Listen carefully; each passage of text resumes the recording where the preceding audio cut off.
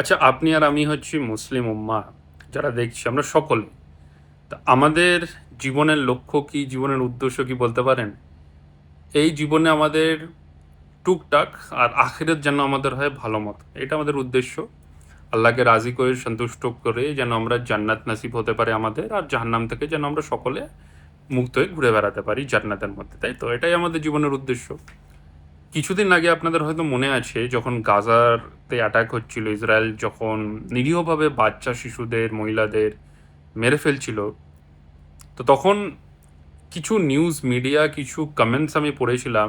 মানে মানুষের, তারা আল্লাহর ওপর সরাসরি আঙ্গুল তুলছে, নাউজবিল্লাহ। তারা এমনি ইসলামকে বিশ্বাস করে না, কিন্তু যখন কোনো মানে আঙ্গুল তোলার প্রশ্ন হয়, তখন তারা প্রশ্ন করে, মানে তুলে ফেলে। তোমরা যখন মানো যে নেই আল্লাহ, নাউজবিল্লাহ, তাহলে তোমরা আঙ্গুলটা তোলো কেন? যাই হোক, আমি বলে দিই যে আল্লাহ কি করলো, ছোট ছোট বাচ্চাদের মারতে দিল। তো সহিহ আল বুখারী একটা খুব সুন্দর হাদিস আসে। নবী মোহাম্মদ সাল্লাহ সাল্লাম বলেছেন যে, যে ব্যক্তির তিনটে সন্তান বয়ঃসন্ধি হওয়ার আগে, মানে পিউবার্টিটা পৌঁছানোর আগে, বয়ঃসন্ধি হওয়ার আগে যদি তারা মারা যায়, তাহলে কিন্তু সেই ব্যক্তি কিন্তু জান্নাতি।